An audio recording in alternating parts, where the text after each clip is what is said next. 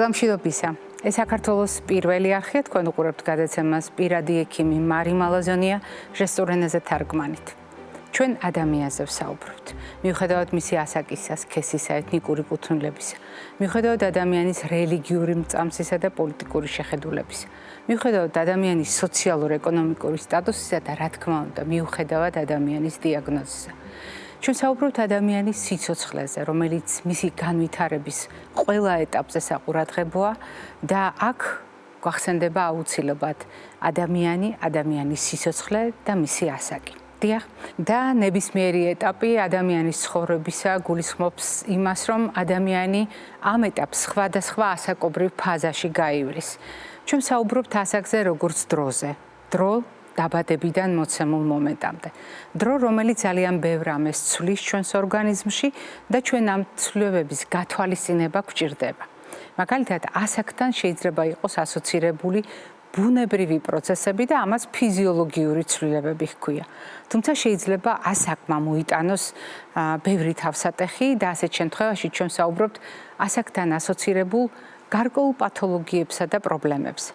მიუხედავად ყველაფრისა, ცხოვრების ნებისმიერ ეტაპზე საგულისხმო არის ჩვენი ცხოვრების წესი. დიახ, იმის მიხედვით, როგორ ავირჩიეთ ჩვენ თავის დროზე ცხოვრების წესი, ჩვენი ცხოვრების სხვადასხვა ეტაპზე შეიძლება სხვადასხვაგვარი შედეგი მივიღოთ.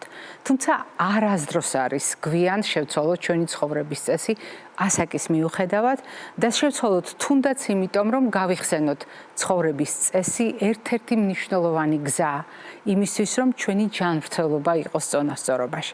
ჩვენ შევთანხმდით, რომ დიახ, ჯანმრთელობა თავად წონასწორობაა.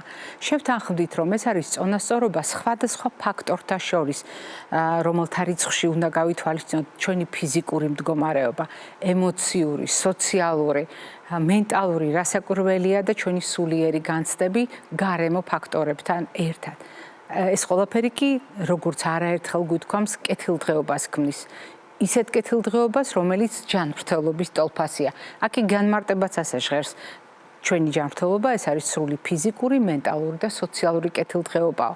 არადა ჩვენი ჩამონათვალი, როგორც წესი, ამ სამ კომპონენტს აჭარბებს და კიდევ ერთხელ გვეუბნება, რომ სწორედ ჯანმრთელობით, ჩვენი ცხოვრების წესით და ჩვენი ცხოვრების ყველა ეტაპის გააზრებით შეიძლება მივიდეთ დღეგრძელობასთან და არა უბრალოდ წლების სიმრავლესთან, არამედ იმ შინაარსთან წლებისა, რომელსაც ცხოვრების ხარისხი ჰქვია და ასაკთან ერთად სულ უფრო მეტად მნიშვნელოვანი ხდება, როგორც დღეგრძელობა, ასევე ცხოვრების ხარისხი, რასაც დღევანდელი ჩვენი საუბარი ერთი კონკრეტული წახნაგით ემსახურება.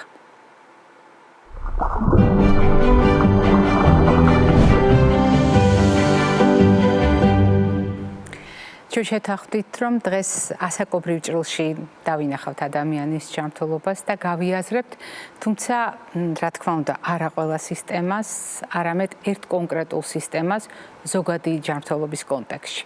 და რასაკვირველია, როდესაც კონკრეტულ სისტემას გულისხმობთ, ამ შემთხვევაში მე დავაზუსტებ და ვიტყვი, რომ პირის ღრუს ჯანმრთელობას ეხება საქმე და ჩვენი გადაცემის პირველი სტუმარი გახლავთ საქართველოს სტომატოლოგთა ასოციაციის პრეზიდენტი, თბილისის სახელმწიფო უნივერსიტეტის პროფესორი სტომატოლოგი ქალბატონი კეთი გოგილაშვილი. კეთი, დილამშვიდობისა. მოგესალმებით. მრავალი წელია ჩვენ თანამშრომლობთ, მეგობრობთ და უკანასკნელი წლების მანძილზე 2008 წლიდან თქვენ ჩვენი გადაცემის ყოველწლიური სტუმარი ბრძანდებით. ეს იმას ნიშნავს, რომ უამრავ თემას შევხებივართ, უამრავ საკითხზე გვიმსჯელია, თუმცა ასაკობრივ ჭრილში პირის ღრუს აღქმა არის ძალიან მნიშვნელოვანი პარამეტრი ადამიანის ჯანმრთელობის შეფასებისთვის.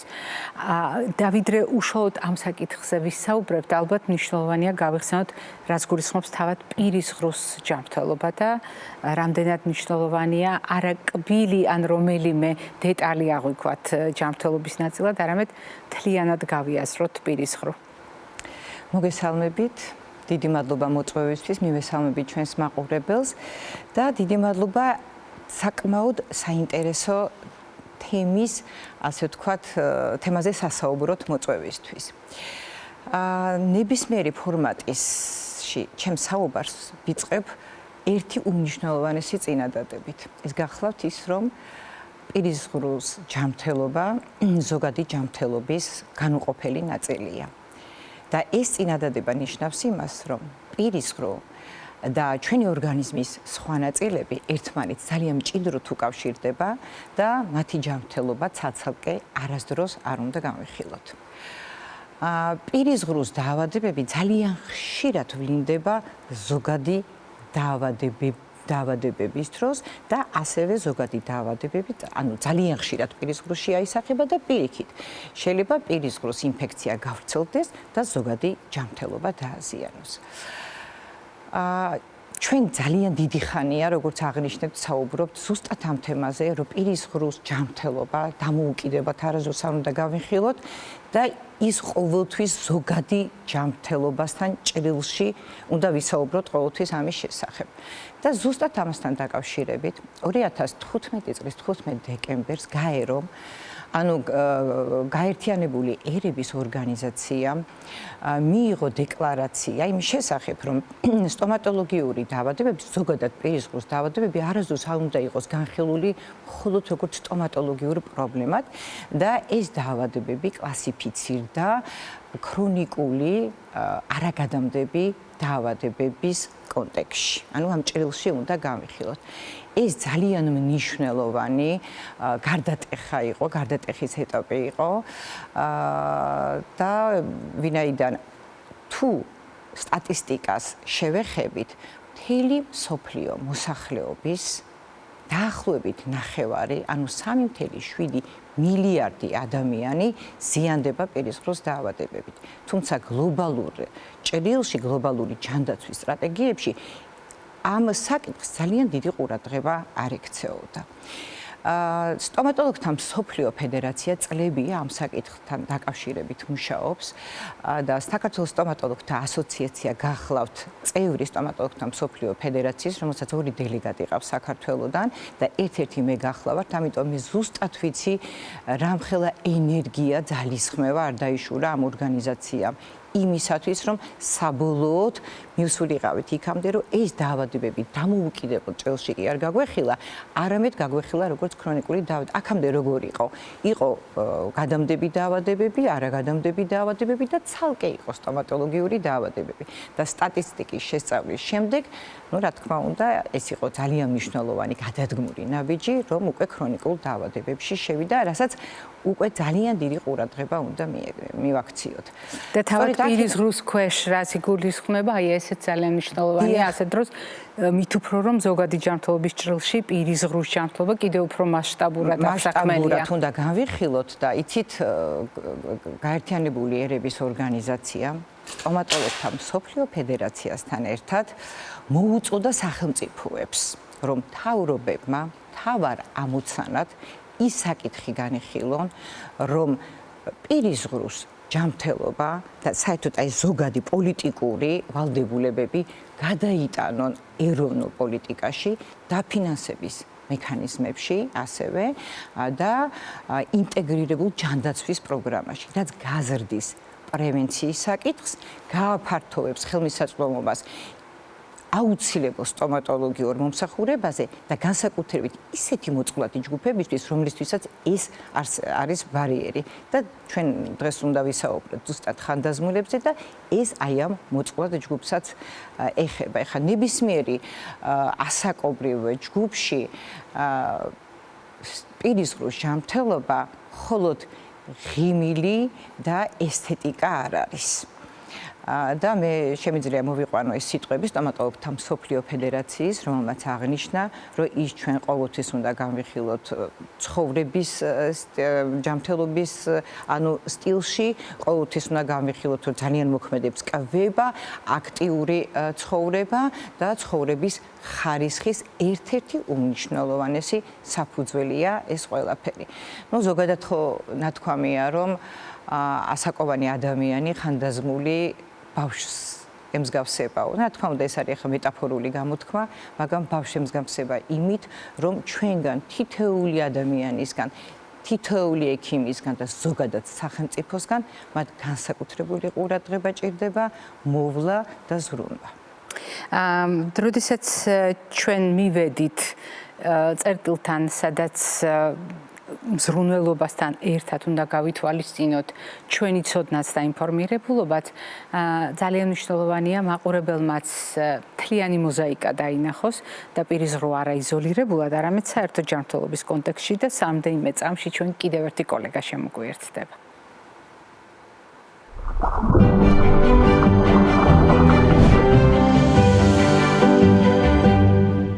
ჩვენ ვაგრძელებთ საუბარს და როგორც დაგკვირდით, კიდევ ერთი კოლეგა შემოგვიერთდა, თბილისის სახელმწიფო სამედიცინო უნივერსიტეტის პროფესორი, თერაპევტი, გერიატრი, გერონტოლოგი ქალბატონი ირინა ანდრონიკაშვილი. დილამშვიდობისა, ირინა. მოგესალმებით, ქალბატონო მარი, მადლობა მოწვევისთვის, მივესალმებით ჩვენს ტელემაყურებელს. მადლობა, რომ ამდენი წლის მანძილზე თქვენ ჩვენი გადაცემის მეგობარი ბრძანდებით და ჩვენ არაერთხელ გქონდა შესაძლებლობა გვესაუბრა ადამიანის ორგანიზმის ასაკობრივ ცვლილებებზე მხოლოდ არა, ზოგადად დაბერებასთან ასოცირებულ მოვლენებზე და ამ მოვლენების ცოდნის აუცილებლობაზე. თუმცა დღეს ჩვენ ვსაუბრობთ პირის ზღვის კონტექსტში დეტალურად და ვითვალისწინებთ იმ ძირითად მექანიზმებს, რომელზედაც მე იმედი მაქვს თქვენ შეგვახსენებთ. როდესაც ჩვენ ვსაუბრობთ ასაკობრივ ცვლილებებზე, ჩვენ ყოველთვის გულისხმობთ, რომ ეს ცვლილებები არის სწორედ ასაკთან ასოცირებული. ეს იმას ნიშნავს, რომ კონკრეტული ასაკი კონკრეტულ მდგომარეობას განაპირობებს. ეს ყოველთვის არ გულისხმობს პათოლოგიას დამკვიდრებული სტერეოტიპის მიუხედავად, რომ ასაკთან ასოცირებული ცვლილება პირველ რიგში ჯერ ფიზიოლოგიურია და მერე შეიძლება ვილაპარაკოთ გარკვეულ პათოლოგიურ ცვლილებებზე. მოდით ამ მიმართულებით გავაგრძელოთ მშელობა. აბსოლუტურად დაგეთანხმებით, ქალბატონო მარი, მთელი საქმე იმაშია, რომ საერთოდ რატომღაც სიბერე ასოცირებული არის ხშირად დაავადებასთან. სიბერე ეს არ არის დაავადება, ეს არის ფიზიოლოგიური პროცესი, ყველა ადამიანი ბერდება და ღმერთმა ნუქნას რომ ესე არ იყოს. მაგრამ რა თქმა უნდა, რაღაცა გარკვეული ცვლილებები ორგანიზმში ფიზიოლოგიურად ვითარდება სიბერესთან ერთად. ეს მეტნაკლებად შეეხება ყველა ორგანოს. უბრალოდ ზოგიერთი მათგანი არის თვალით ხილული და ჩვენ ამისი დანახვა შეგვიძლია. მაგალითად კანი, მაგალითად კანის, კი ბატონო, ყველაზე დიდი ორგანოა და ყველაზე ხილული ორგანოა. კი ბატონო. ელასტიურობის დაქვეითება, კანის ნაოჭების გაჩენა, სენილური ლაქების გაჩენა, თმის ფერის შეცვლაც, ეს ყველაფერი არის ასოცირებული სიბერესთან ასოცირებული ნორმალური ცვლილება. ანუ ეს არის ფიზიოლოგიური. ეს არის ფიზიოლოგიური. რა თქმა უნდა, შინაგან ორგანოებშიც ხდება ეს ცვლილებები, მაგრამ ჩვენ ამას რა თქმა უნდა თვალით ვერ აღვექვავთ. ეს არ ნიშნავს, რომ ეს არის რაღაცა დაავადების მომასწავლებელი, მაგრამ ეს ქმნის საფუძველს და რისკს იმისა, რომ გარკვეული დაავადებები განვითარდეს. აი ესე მაგალითად მარტივი მაგალითი რო გითხრათ, მაგალითად სისხლძარღვები, მოხუცებული ადამიანის, ხანდაზმული ადამიანის მსხვილის ძაღლები და აორტა არის ნაკლებად ელასტიური, უფრო ხისტი, ვიდრე ახალგაზრდასი. ეს თავისთავად შეიძლება დაავადება არ არის, მაგრამ ქმნის რისკს მაგალითად არტერიული ჰიპერტენზიის განვითარებისა. იგივე შემიძლია ვთქვა კუნთოვან და ძვლოვან სისტემაზე. კუნთოვანი მასა ხანდაზმულ ასაკში მცირდება. ძვლის სიმკვრივე მცირდება. ეს ქმნის რისკს, რომ შემდგომში განვითარდეს სარკოპენია მაგალითად, ან განვითარდეს ოსტეოპოროზი უკაცრავად. რაც იწვევს და მომავალში ქმნის რისკს ძვლის მოტეხილობისა, წაქცევის და ანუ პრაქტიკულად მერე ებმება ძალიან ბევრი რაღაცა ამ პათოლოგიურ პროცესს, რომელიც პრინციპში ნორმალურ სიბერესთან არის ასოცირებული. აი ძალიან დიდი მნიშვნელობა აქვს სხვარი გავავლოთ, სად არის ნორმალურ სიბერესთან ასოცირებული ცვლილება და სად იწყება უკვე დაავადება. ეს არის ალბათ ექიმის ერთ-ერთი ამ ასაკობრივ კატეგორიაში მომუშავე ექიმის ერთ-ერთი ძალიან მნიშვნელოვანი გეთანხმებით აბსოლუტურად განსხვავებულია აქ აღქმა არა მხოლოდ ორგანოთა შიგნით მიმდინარე ცვლილებები, არამედ ორგანოთა სისტემებს შორის როგორია კავშირი, იმიტომ რომ ქალბატონი ქეთი საუბრობდა, რამდენად მნიშვნელოვანია მთლიანობაში დავინახოთ ჯანმრთელობა და პირისღრუს ჯანმრთელობაზე საუბრობდა ის, რომ ამ დიდი ჯანმრთელობის აუცილებელი შემადგენელი ნაწილია და არა იზოლირებულად განსახილველი, თუმცა ჩვენ ვლაპარაკობთ არა უბრალოდ ცალ-ცალკე სისტემებზე, არამედ მათ შორის კავშირზე იმისათვის, რომ ასაკობრივ ჭრილში ადამიანის ორგანიზმის ჯანმრთელობა აღვიქვათ და დავუბრუნდებით პირისღრუს. როდესაც ჩვენ ვამბობთ პირისღრუს ჯანმრთელობაზე ასაკობრივ კონტექსტში, აქ ალბათ მნიშვნელოვანია დამკვიდრებული სტერეოტიპების გააზრება და რატომღაც იგულისხმება, რომ ასაკთან ერთად პირისღრუ უნდა მაგალითად გაღარიბდეს, დაიკარგოს კბილები, განვითარდეს უამრავი პრობლემა, იქ დაქვეითდეს შეგრძნებები და აღქმა, თქვათ ინფორმაციისა, რომელიც პირისღრუში ხდება და ასე შემდეგ. რამდენად სწორია, უпростоრად რამდენად გამართლებულია ასეთი სტერეოტიპები და სინამდვილეში როგორ ხდება ამ ასაკობრივ ჭრილში პირისღრუს ჯანმრთელობის აღქმა. რა უნდა იცოდეს საზოგადოება? დაბერება არ ნიშნავს კბილების დაკარგვას და კბილების არ ქონას. პირიქით, თანამედროვე სტომატოლოგიის უმთავრესი მიზანი გახლავთ საკუთარი კბილების შენარჩუნება სიცოცხლის ბოლომდე, რაც შეიძლება ხანგრძლივად. ეხლა რა თქმა უნდა, როგორც ირინამ აღნიშნა, ფიზიოლოგიური ცვლილებების არის ბუნებრივი პროცესი, რომელიც მთელს ორგანიზმში მიმდინარეობს და რა თქმა უნდა, მათ შორის პირისღრუშიც. იცვლება კბილის სტრუქტურა, გრძილი, ლორწოვანი გარსი, ნერწვის სეკრეცია, ანუ გამოყოფა, რომელსაც უმნიშვნელოვანესი როლი ენიჭება პირისღრუს ჯანმრთელობის შენარჩუნებაში. მათ შორის მაგალითად კბილები ცვდება ასაკთან ერთად ფიზიოლოგიური პროცესის შედეგად. მიუხედავად იმისა, რომ მინაქარი ყველაზე მყარი, ყველაზე მტკიცე ძვალია ჩვენს ორგანიზმში, იმდენ ღეჭვით დატვირთვას უძლებს მთელი ცხოვრების განმავლობაში, რომ სიბერეში ანუ ფიზიოლოგიური პროცესების შესაბამისად მინაქარი ცვდება. ფერსი ცვლის, ყვითლდება კბილი და უფრო მუქი ხდება. ამასაც თავისი ახსნა აქვს, რადგან მიუხედავად იმისა, რომ მინაქარი უფრო თეთრია, ვიდრე ქვეშ მდებარე მაგარი ქსოვილი დენტინი წლების განმავლობაში უფრო სქელდება, არის უფრო მუქი ფერის და ამასთან დაკავშირებით, რა თქმა უნდა, უკვე გამოშვივის ის ყვითელი ფერი და ეს არის ამის მიზეზი. რაც შეეხება ღრძილს, თქვენ აღნიშნეთ, რომ ბავშვებთან და თქვათ ასაკოვან პაციენტებთან ძალიან ლამაზი იქნება პარალელის გავლება ჩვენთან საუბრის დროს.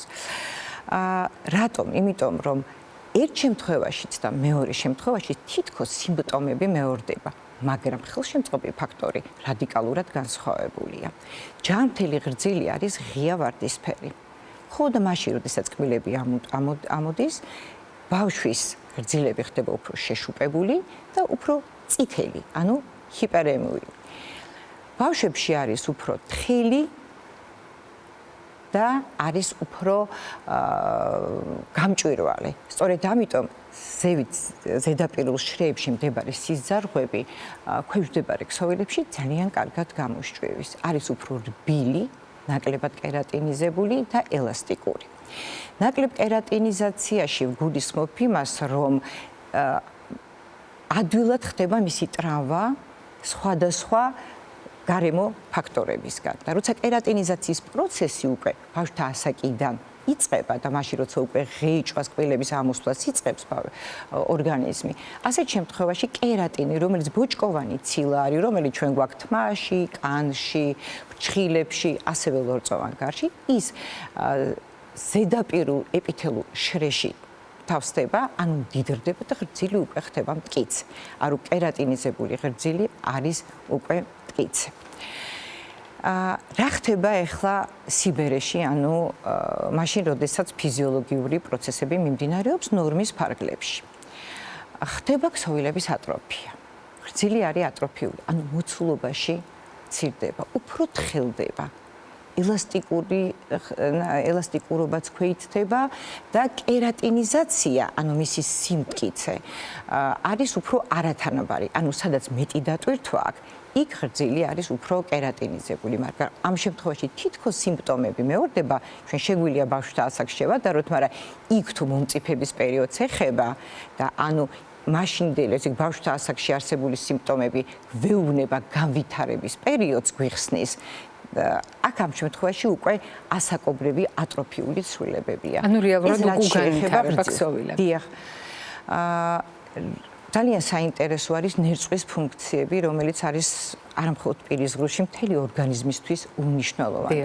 ერთ-ერთი მნიშვნელოვანი არის ის, რომ ჩვენ არაერთხელ გვითქვამს თქვენს გადაცემაშიც, რომ პირის ღრუში ნერწვის საშუალებით, ნერწვში არსებული ფერმენტის ამილაზას საშუალებით საჭმლის მონელების პროცესი იწყება. ანუ პირის ღრუში რთული ნახშირწყლები მარტივ შაქრებად, ასე ვთქვათ, იშლება. გარდა ამისა, ნერწყვი ასველებს, ანუ ლუბრიკაციის უნარი აქვს, ანუ ასველებს, ატენიანებს პირის ღრუს და რა თქმა უნდა, მეტყველება, ღეჭვა, ყლაპვა გამარტივებულია ამით. ნერწყვს აქვს ძალიან კარგი მინერალიზაციის უნარი, იმიტომ რომ ნერწყვში არსებული სხვადასხვა იონები, ნატრიუმი, კალიუმი, ფტორი, კალციუმი, ფოსფორი მინაქრის მინერალიზაციას უწყობს ხელს. ასევე ძალიან მნიშვნელოვან თვისებას ნერწყვისას წარმოადგენს დაცვითი უნარი, ანუ ბარიერული ფუნქცია, ანტიბაქტერიული მოქმედება აქვს ნერწყვში შემავალი ლიზოციმის გამო, ლაქტოფერინის, სეკრეტორული იმუნოგლობულინის გამო და ამდენად ძალიან მნიშვნელოვანი არის ეს ბარიერული ფუნქციაც, რომელიც პირის ღრუს იცავს სხვადასხვა გარეგანი ზემოქმედებისგან, მათ შორის მიკროორგანიზმებისგანაც. და რეგენერაციის უნარი. პირის ღრუში ძალიან მარტივად ხდება ყველა დაზიანებული ელემენტის აღდგენა. ზუსტად ნერწყვის იმ თვისებებიდან გამომდინარე, რომელიც ჩვენ უკვე ჩამოვთვალეთ. ახალშობილების პირის ღრუში ნერწყვი ძალიან მცირე რაოდენობით გამოიყოფა. ეს გვიჩვენებს ოღონდ იმას, რომ სანერწყვე ჯირკვლები ფუნქციურად მომწიფებული არ არის. იგივე ხდება ხანდაზმულებში, მაგრამ აქ უნდა ვისაუბროთ მხოლოდ სანერწყვე ჯირკვლების ატროფიულ ხასიათზე, ანუ ატროფია ხდება. ანუ რეალურად ქვეითდება და ქრება ნელ-ნელა ფუნქცია. ანუ მოცულობაში მცირდება, ფუნქცია მისი ქვეითდება და ვიღებთ ნერწყვის გამოყოფი, ანუ სეკრეციის ნაკლებობას. ეხლა ამან ძალიან მნიშვნელოვანი ცვლილებები შეიძლება მოახდინოს პირის ღრუში. ის რომ ანუ პირის ღრუში ხდება ატროფიული ცვლილებები, ასაკში როგორც ირინამ აღნიშნა, შეიძლება იყოს ბევრი ქრონიკული დაავადება, არა ერთი, არამედ რამდენიმე და ასევე სხვადასხვა მედიკამენტი, რომელიც ნერწყვის გამოყოფაზე მოქმედებს. დღესდღეობის სისტემური მიმოხილვას თუ გადავხედავთ, 500-ზე მეტი მედიკამენტი არის, რომელიც აი ამ გვერდით ეფექტს იწვევს და ნერწყვის სეკრეციას ამცირებს. ეს შეიძლება იყოს მაგალითად ანტიშფოთვითი და პრეპარატები და ანტიდეპრესანტები, შეიძლება იყოს ანტიჰისტამინური პრეპარატების ხანგრძლივი მიღება, ანტიჰიპერტენზიული საშუალებები, ანუ წნევის დამწევი პრეპარატები, ბეტა-ბლოკერები, ანტიქოლინერგული, რომელიც მაგალითად ხანდახან ორგანიზმი მოითხოვს სეკრეციის შემცირებას, მაგალითად შარდის შეუკავებლობის დროს, რადიაციული თერაპიის შემთხვევაში თუ მაგალითად სიმსივნეები არსებობს თავისა და კისრის მიდამოში და ქიმიოთერაპიის დროს. აი ნერწყვის შემცირება უკვე აქ მისი რაოდენობრივი და ხარისხობრივი მაჩვენებელი ძალიან სერიოზულად მოქმედებს უკვე პირის ღრუზე და სხვადასხვა დაავადებების განვითარებას უწყობს ხელს. ჩვენ შეიძლება რომ ბევრი ვისაუბროთ ხანდაზმულ პაციენტებში რა თვისებები, რა ფიზიოლოგიური ცვლილებები მიმდინარეობს და ნერწყვის შემცირებამ რა შეიძლება გამოიწვიოს. ერთ-ერთი მაგალითად არის ის, რომ სოკოვანი კანდიდოზური დაავადებები, ანუ სოკოვანი ინფექციები შეიძლება გავრცელდეს პირის ღრუში, განსაკუთრებით იმ პაციენტებში, რომლებიც ნაწილობრივ ან მოსახსნელ მთლიან პროტეზს იყენებენ. აქედან გამომდინარე, ჩვენ ძალიან კარგად უნდა ავხსნათ ჩვენს პაციენტებს მოვლის წესები და ის თუ რატომ ხდება კანდიდოზის განვითარება, იმიტომ რომ ნერწყვი იმ თვისებებს ვეღარ ასრულებს, მათ შორის ბარიერულს, ანუ დამცველობით და რა თქმა უნდა, ეს უკვე ხელს უწყობს სხვადასხვა მიკროორგანიზმის განვითარებას, მათ გამრავლებას და მათ შორის მაგალითად ალბიკანსის, ანუ სოკოვანი დაავადებების ამის გათვალისწინებით უნდა შეიცვალოს პროთეზი, რომელიც დაუმზადდა ადამიანს. არსებობს თანამედროვე კვლევები, რომლებიც მიგვითითებს ექსპლუატაციის ვადას. ჩვენს პაციენტებს გონიათ, რომ როდესაც პროტეზი გაკეთდება, მთელი ცხოვრების განმავლობაში 15 და 20 წელი შეიძლება პირის ღრუში ის იყოს. ეს არ არის, იმიტომ რომ ასაკობრივი ცვლილებები მიმდინარეობს, ისევ გავიმეორე ფიზიოლოგიური ცვლილებები, პირველ რიგში ის, რომ ატროფირებული არის ძვალი, ანუ ძვლის ატროფია, რომელიც მოცულობაში მცირდება და შემდეგ პროტეზის გამოყენების დროს შეიძლება რომ მისი ფიქსაცია ძალიან გართულდეს. გარდა ამისა, როდესაც ჩვენ ვიძახით, რომ სოკოვანი ინფექციები ძალიან ხშირად ვითარდება და კანდიდოზი, ანუ ამას ქვია პროტეზული კანდიდოზი, აქ ყურადღება უნდა მივაქციოთ აუცილებლად მოვლის წესებს, იმიტომ რომ პროტეზ ჩვენმა მაყურებელმა აუცილებლად უნდა გაითვალისწინოს, რომ როგორც ბუნებრივ კბილს პროტეზად ზუსტად ისეთივე მოვლა სჭირდება. და როდესაც ჩვენ ექსპლუატაციის ვადაზე დავიწყეთ საუბარი, აი თანამედროვე კვლევები გვეუბნება, რომ ზედაყბაზე პროტეზის გამოყენება შესაძლებელია 10 ± 4 წელი, ანუ 14 ან 6 წელი, დამოკიდებულია ფიზიოლოგიურ ცვლილებებზე, ამ შემთხვევაში ძვალზე, და ქვედაყბაზე 9 ± 3. ზედაყბა იმიტომ, რომ უფრო კარგი საყრდენი აქვს და ვაკუუმური ფიქსაცია პროტეზის უკეთესი არის ქვედაყბასთან შედარებით. და როდესაც ამ ყველაფერს წარმოვიდგენთ ზოგადი ჯანმრთელობის კონტექსტში და ასაკობრივი ცვლილებების კონტექსტში, რასაკვირველია, ყველა სისტემას აქვს თავისი გასაღები იმისთვის, რომ მისი ჯანმრთელობა მართოთ, მაგრამ თქვენ საუბრობდით დაბერებაზე, როგორც პროცესზე, რომელიც ადამიანის სიცოცხლის მორიგი ეტაპია და ლოგიკური ეტაპი. მას აქვს თავისი ფიზიოლოგიური ცვლილებები, აქვს პათოლოგიური და ზღვარზეც მიანიშნეთ. თქვენ რამდენად რთულია ამ ზღვარს გადავაბიჯოთ და რაც თავარია ამოვიცნოთ, სად გადის ზუსტად ეს ზღვარი. შესაბამისად იბადება კითხვა, ჯანმრთელი დაბერება, როგორც ტერმინი, რომელიც ძალიან აქტუალურია თანამედროვე მედიცინაში. რას გულისხმობს, თუ დაბერება გარდაუვალი პროცესია, რომელიც გარკვეულ ცვლილებებს იწვევს ჩვენს ორგანიზმში. მაშინ ჯანმრთელი დაბერება რისი თქმელია, რას იტევს ეს ცნება? უპირველეს ყოვლისა, მინდა ყურადღება გავამახვილო იმაზე, რომ რა თქმა უნდა, ზღვარის აღმოჩენა საკმაოდ რთულია, მაგრამ აქაც ერთი და ყოველ კონკრეტულ სიტუაციას თავისი გასაღები აქვს, ასე ვთქვათ, მაგრამ ერთი ზოგადი ფრაზით მაინც შემიძლია გავაერთიანო ეს ყველაფერი და ვთქვა, რომ დაბერება არის ნელი პროცესი. ეს მიმდინარეობს ნელა. ყველაფერი ის, რაც ხდება დროის ხანმოკლე პერიოდში, სწრაფად მეხსიერების დაკარგვა, დროის ხანმოკლე პერიოდში წონის კლება, დამოუკიდებლობის დაკარგვა დროის ხანმოკლე პერიოდში. ყველაფერი ეს უკვე არის საგანგაშო ნიშანი. და ეს ფიზიოლოგია არ არის. ეს უკვე ფიზიოლოგია არ არის და ამას უკვე ჭირდება სერიოზული დიაგნოსტიკური ძიება იმისთვის, რომ დადგინდეს რა არის ამ ყველაფრის უკან რა იმალება და რა არის ამისი მიზეზი. რაც შეეხება ხანგრძლივ ჯანმრთელ დაბერებას, თუ წინა საუკუნეებში მედიცინა ძირითადად ებრძოდა ინფექციებს, 21 საუკუნეში ძირითადად კონცენტრირებულია იმაზე, რომ არა მარტო გაახანგრძლივოს სიცოცხლე, არამედ გაახანგრძლივოს ჯანმრთელი ცხოვრება. ანუ ესეც ამბობენ ხოლმე, რომ მედიცინა ცდილობს, რომ არა მარტო წლები დაუმატოს სიცოცხლეს, არამედ სიცოცხლე დაუმატოს წლებს. სიცოცხლე შეზინოს წლებს, დიახ, ასე ვიყენებთ ხოლმე ამ გამოთქმას, დიახ, დიახ და ეს მართლაც ესია, მაგრამ ძალიან რთულია რაღაცა უნივერსალური რჩევების მიცემა, მაგრამ ერთი ალბათ შეგვიძლია ვთქვათ, რომ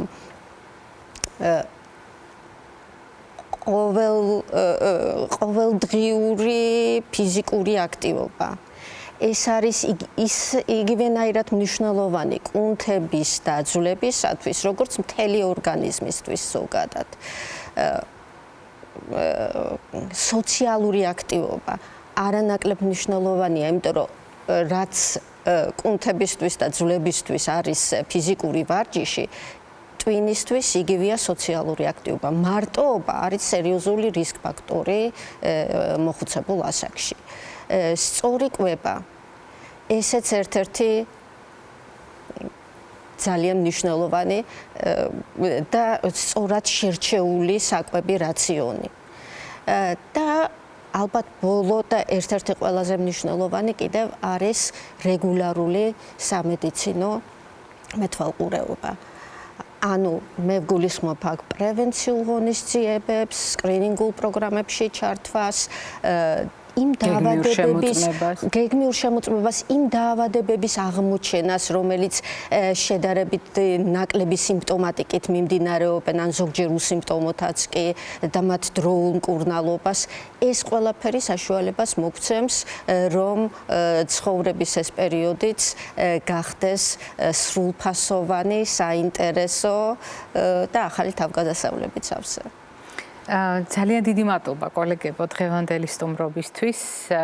ახალი თავგადასავლებიო ბრძანა ქალბატონმა ირინამ და დღეს ჩვენ როდესაც ვიცით საერთო ჯანმრთელობა რამდენად ხილულად დაისახება ხოლმე პირისღრუს ჯანმრთელობაზე ქალბატონი ქეთი საუბრის დასაწყისში ბრძანებდა და პირიქით პირისღრუს ჯანმრთელობამ რამდენად შეიძლება გამოიყვანოს წონასწორობიდან ორგანიზმის საერთო ჯანმრთელობა. ვფიქრობ დღევანდელი შეხვედრა ძალიან მნიშვნელოვანი იყო ამ ინფორმაციის თავმოყრისთვის და გარკვეულწილად ერთი და იგივე პრობლემისთვის ჩვენ ვცადეთ სხვადასხვა წახნაგიდან თვალის შევლება და განსაკუთრებით პრაქტიკული ალბათ ის რეკომენდაციები აღმოჩნდება ადამიანებისთვის, ვისაც პირისღრუს ჯანმრთელობა ასაკთან ერთად ყველაზე ადვილად შესაგუებელი პრობლემა ჰგონია და ჰგონია რომ ასაკთან ერთად დიახ კბილებიც უნდა დაიკარგოს, პირისღრუსაც უნდა ჰქონდეს პრობლემები და ასე შემდეგ.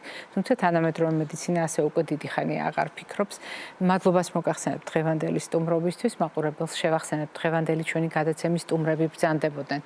საქართველოს სტომატოლოგთა ასოციაციის პრეზიდენტი, თბილისის სახელმწიფო უნივერსიტეტის პროფესორი სტომატოლოგი ქალბატონი ქეთი გოგილაშვილი და თბილისის სახელმწიფო სამედიცინო უნივერსიტეტის პროფესორი, თერაპევტი, ანუ ინტერნისტი, გერიატრი, ქალბატონი ირინა ანდრონიკაშვილი. მე არ გემშვიდობებით, წინ კვებით შუქნიშანი გველოდება.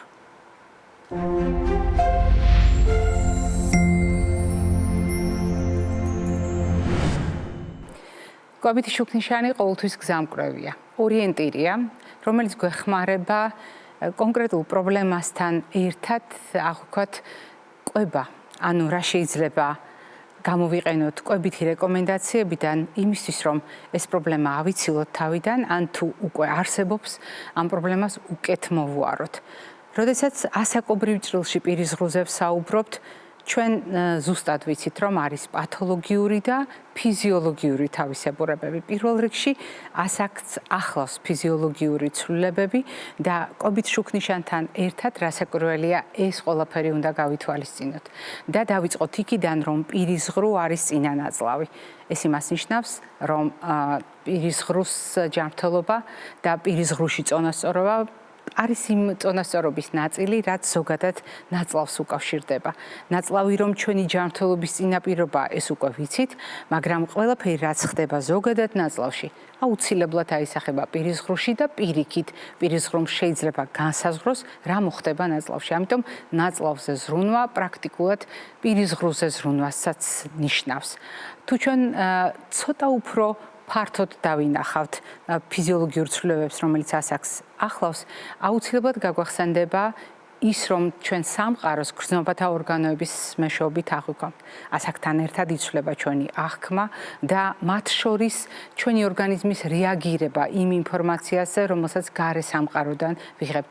ცვლის ეს პირის ღრუს ჯანმრთელობას, დიახ, ეს ცვლის ჩვენს კვებას და ეს ცვლის ჩვენ პირის ღრუს ჯანმრთელობას. ასევე გასათვალისწინებელია უშუალოდ პირის ღრუს შიგნით მიმდინარე პროცესი, რომელიც მაგალითად ენის მდგომარეობით განისაზღვრება. დიახ, ჩვენ გვეცვლება საკვები პროდუქტების მიმართ დამოკიდებულება, თუნდაც იმიტომ, რომ საკვები პროდუქტების აღქმა საკუთრივ პირის ღრუში და ენის მხრივ იცვლება. აქ არა იმიტომ არის ცვლილებები, რომ ცალ-ცალკე სხვადასხვა ნაწილი ენისა განსხვავებულად აღიქვამს ინფორმაციას. არა, ეს სტერეოტიპი უკვე დამარცხებულია და თქვენ გახსოვთ, ჩვენ არაერთხელ გვითქვამს, რომ ეს არის არასწორად დამკვიდრებული წარმოდგენა და სინამდვილეში პირის ღრუ მთლიანობაში აღიქვამს ინფორმაციას. თუმცა ეს ინფორმაცია განსხვავებულად აღიქმება ასაკთან ერთად და ეს ცვლის საკვების მიმართ დამოკიდებულებას. ზოგადად, შეცვლილი მადა, ინფორმაციის აღქმის განსხვავებული მდგომარეობა, სხვანაირი შეგრძნება საკვებისა და საკვების შიგნით არსებული ნივთიერებების ცვლის წონასწორობას და მათ შორის წონასწორობას მიღებულ და დახარჯულ ენერგიას შორის. ანუ საბოლოო ჯამში ასაკთან ერთად იცვლება მადა და ეს თავისთავად აისახება პირის ღრუს ჯანმრთელობაზე და განსაკუთრებით იმის გათვალისწინებით, რომ ჩვენ შეგვიძლია კვების აღდგენა წონასწორობით, ჩვენ ვცდილობთ ჩვენთვის საჭირო საკვები პროდუქტები ერთ თეფშზე განვათავსოთ და ერთ თეფშზე მოვაქციოთ ის რეკომენდაციები, რომელიც გვეხმარება ყველა ჯგუფის ყველა ფერის პროდუქტი გამოვიყენოთ, თუნდაც პირის ღრუს ჯანმრთელობისთვის და იმის გათვალისწინებით, რომ მაგალითად წყალი და წყალშემცველი პროდუქტები აუცილებელია ყველასთვის და განსაკუთრებით გასათვალისწინებელია ასაკთან ერთად. რატომ? ასეთ დროს წყალი და წყალშემცველი პროდუქტები არაუბრალოდ წყლის ბალანსის აღდგენას ემსახურება, არამედ პირის ღრუში მჟავატოტოვანი წონასწორობის აღდგენას, ანუ რეალურად პირის ღრუს მაქსიმალურად განეიტრალებას, მჟავა არისგან დაცვას და კიდევ ერთი ძალიან მნიშვნელოვანი საკითხი, წყალი და წყალშემცველი პროდუქტები ასაკთან ერთად გამომშრალ პირის ღრუს ძალიან ეხმარება. ჩვენ შევთანხმდით, რომ პირის სიმშრალე ერთ-ერთი ძალიან სერიოზული ტვირთია, რომელიც ასაკთან ერთად ჩნდება პირის ღრუს ჯანმრთელობის კონტექსტში. არ უნდა დაგვავიწყდეს ცილის როლი და ყველა პროცესი, რომელიც აღდგენას მოითხოვს, გულისხმობს ცილის ჩართვას ჩვენს რაციონში და ზოგჯერ იმაზე მეტი რაოდენობით, ვიდრე მანამდე გამოვიყენებდით. უნდა გამოვიყენოთ ასეთ შემთხვევაში სწორი დამოკიდებულება ცხიმების მიმართ და ომეგა-3-ის ჩართულობა ყოველდღიურ რაციონში ასაკთან ერთად კიდევ უფრო საგულისხმო ხდება. ისევე როგორც ანთების საწინააღმდეგო სხვა პროდუქტები და ამ ანთების საწინააღმდეგო სხვა პროდუქტებთან ერთად არ უნდა დაგვავიწყდეს ცალკეული პროდუქტები, რომელიც ასეთ დროს საგანგებოდ უნდა გამოვიყენოთ. მაგალითად, პირის ღრუს ჯანმრთელობისათვის აუცილებელია D ვიტამინი.